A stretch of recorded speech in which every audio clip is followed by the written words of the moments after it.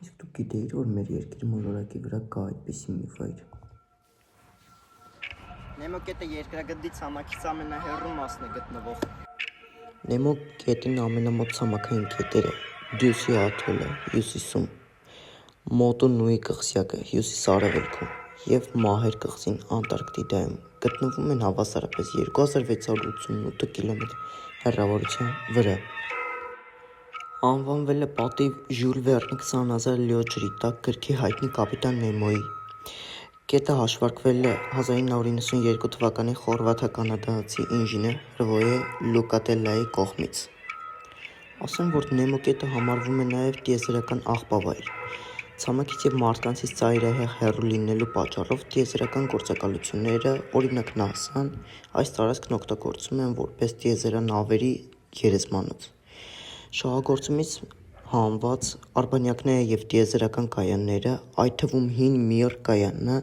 միտումնավոր իջեցվում է խորտակվում են հենց այստեղ։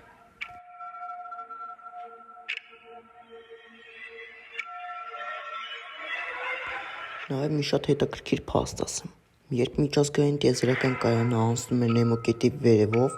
տիեզերագնացները, որոնք գտնվում են մոտ 400 կմ բարձրության վրա, ավելի մոտ են լինում այդ գետին, քան երկրի վրա գտնվող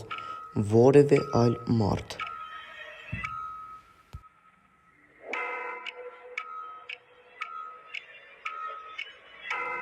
Բլուպ խորհրդավոր ձայնը 1997 թվականին գիտնականները Նեմո գետի մոտակայքում ջրի տակ ձայնագրեցին մի ահռելի, հզոր ու ցածր հաճախականության ձայն, որը անվանեցին բլուպ։ Մարդիկ սկսեցին վախենալ և կարծել, թե ջրի հատակում ապրում է ինչ-որ մի հսկա հրեշ, ինչպիսին էին կրակենը կամ կտլհունը։ Սակայն տարիներ անց գիտնականները պարզեցին, որ դա ոչ մի հրեշի ձայն էլ չէր, դա ուղղակի Անտարկտիդայի սառցաբեկորների ճակման ձայն էր, որը հնչում էր օվկիանոսով մեկ։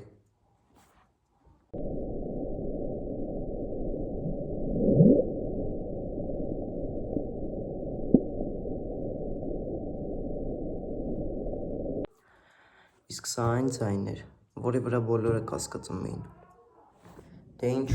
այսքանը։ Իսկ դու չմոռանաս բաժանորդագրվել ալիքին, որպեսզի բաց չթողես նմանատիպ հետաքրքիր վիդեոները։ Այսքանը։